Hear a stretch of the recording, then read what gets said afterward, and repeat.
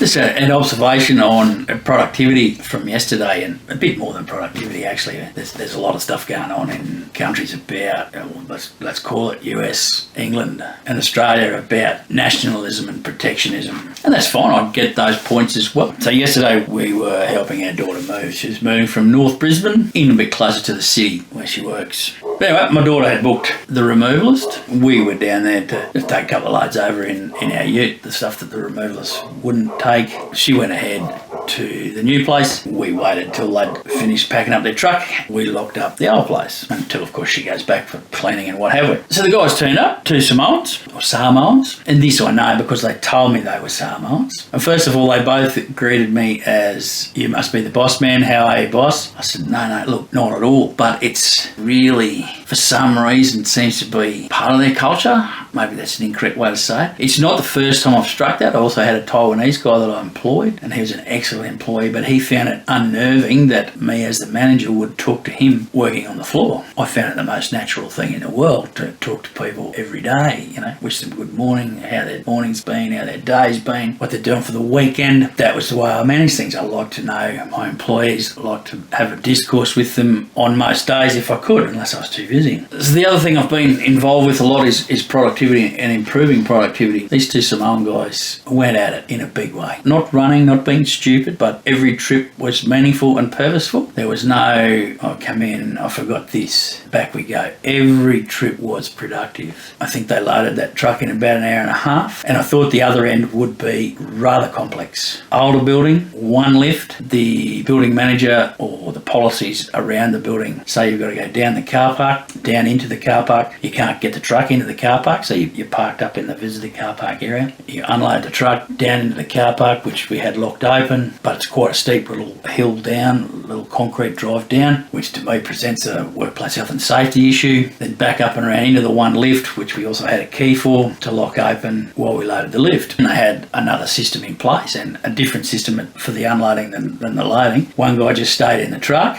He kept taking things into the lift, and the other guy loaded the lift and then unloaded the lift. And I thought the unloading process, given how much stuff was in that truck, would have taken much longer than the loading process, but these guys were really, really good at what they did. However, that's not to say we didn't run into an issue. It didn't happen when I was around, because I would have liked to have talked to this lady. She stormed into my daughter's new apartment, and one of the guys was there, one of the Samoans was there, and she ripped into them and said she'd been waiting 2 hours for a lift, which is a blatant lie, and that's where I would have gone to have a nice, calm conversation with her. Because the guys had only been there for 40 minutes. The most time that he had the lift open for would have been 90 seconds held open, and he'd take that load up, 90 seconds out, and then he'd be out for 1 to 2 minutes. Plenty of gaps of 1 to 2 minutes to get the lift. So that was an outright lie. And while he didn't say it, I felt there was a hint of racism in what went on, and he said, "I just get used to it." And I don't believe you need to get used to it. So in 4 hours, 40 minutes, I think it took, we had all that done. And I thought I would have added another hour if, in my estimation. These guys were really good, absolutely exceptional. Even better, by the end of the day, they, after much protestation from me, they started calling me bro, which is much better than boss man, because I'm certainly not their boss. They knew what they were doing way more than I could ever contemplate. So when it all finished, because they were on a per half hour rate, when it all finished, I went down to the truck while they folded up all their blankets and things and packed that away. They said they've never been busier than the last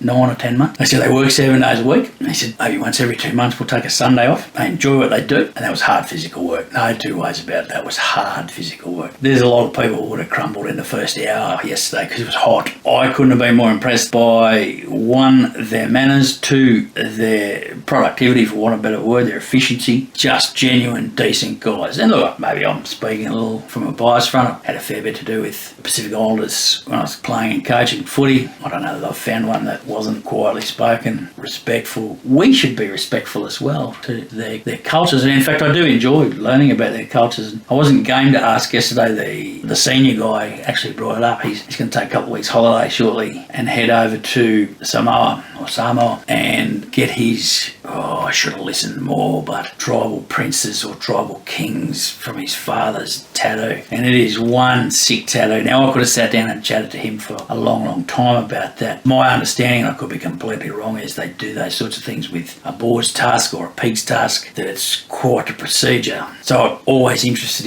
in those types of things. They also said they really enjoy the heat. He said the only difference, one of the differences between Samoa and Brisbane is that you don't have to walk very far in Samoa to find a rock pool or the ocean. He found Melbourne too cold because one of the guys grew up in New Zealand and then moved to Melbourne and now Brisbane. Very happy in Brisbane. I'm not sure what company they worked for. Their truck was unmarked. Their work was exceptional. So for all the negative stories out there about the multicultural side of it, and I've been involved in the multiculturalism side of work for a long time, both from a supplier and an employer perspective. I've seen the good, the very, very good, all the way down to the very, very bad. And unfortunately, the very, very bad mostly has come from the business I worked for, a lot of racism. But anyway, that's my experience yesterday. I can't help myself. I shouldn't be looking at how productive things are and how well things go, but that move was reasonably exceptional, except for the angry old white lady that I would dearly have loved to just have a very gentle, meaningful conversation with.